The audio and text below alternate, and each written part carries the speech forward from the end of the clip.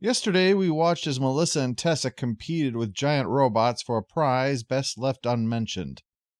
But it's not the end of robot competition this week. Oh no. We open with a man admiring that the model version of a real mech possesses the same weakness that the real one does. Though it has an additional weakness, it can be stepped on. We soon learn, though, that this is Shinji's father, as in the kid that unintentionally roped Sosuke into stealing Kaname's underwear. Yeah, that's kind of memorable, I suppose.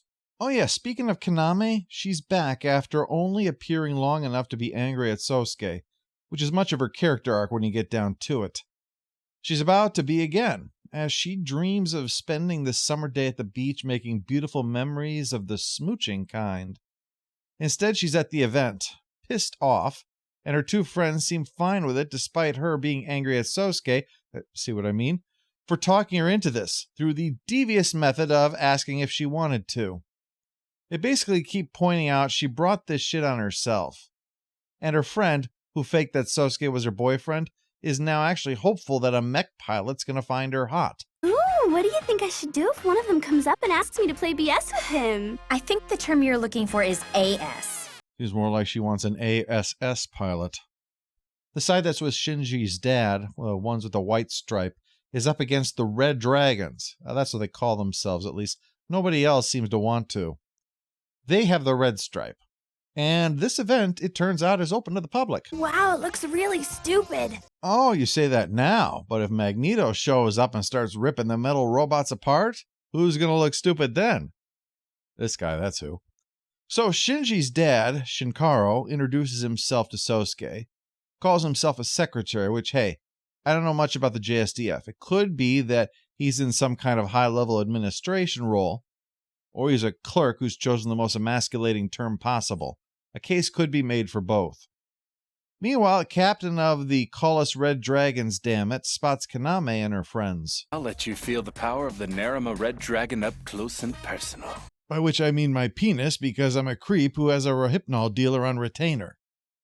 Naturally, the horny friend is desperate for him to ask her to join him, but he only has eyes for Kaname. How come you pick her and not me? You wait, Kaname, I'll have my revenge. Well, I don't think it's her fault. You obviously don't know this crazy person very well, do you? So the competition begins. We should take these guys to an American monster truck rally so they know how giant robots should be entertaining the public. Team White loses so badly that even Shinji comments on how weak they seem, though it is easy to seem weak when the other side starts cheating, switching off the power limiter during the relay race so they'll win. These contests... Are you fucking with me? Well, even in ping pong, the dragons cheat, kicking away the table so they can't return the volley. But Sosuke has had enough, and he hijacks the AS that's being used as a cook, leaps in, and scores the point using his spatula. When Captain Douchebag wants to see him, Sosuke is disguised in the cardboard mascot suit. Except to Kaname, who knows no one but him would pull this shit. This place, give me back my fun time by the seaside. Here. Huh? I hope you're a big orange tangerine fan.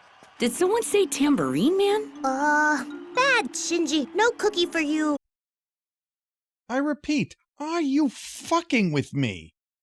Shinji's dad asks if Sosuke would help them, thus leading to the moment when the gathered pilots are being told to follow the mascot's command from now on. Shinji is horrified that his father literally kowtows before Sosuke, bringing shame because he never could pilot an AS. Finally, Sosuke slaps him across the face for disrespecting the important role that his father plays. The frontline troops can't get the job done if there aren't people supporting their efforts. It is a good point. Less good is Captain Offender Registry, who convinces Kaname to pilot his mech with him against Sosuke in order to teach him a lesson.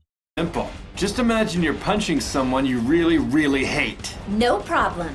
She's been training her whole life for this moment.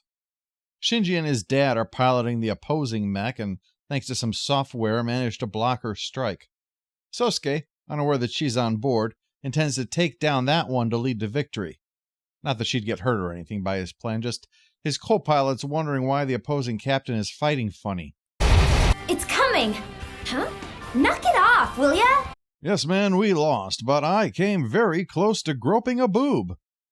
He does manage an unexpected move, and while Sosuke is impressed, he still evades it.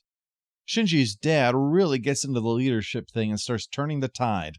When the dragons try their special move again, the weakness in the arm comes back to him, and... Hooray! 20 people will be crushed!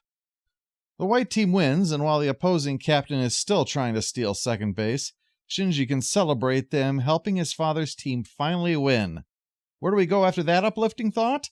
Find out in our next look at Fullmetal Panic.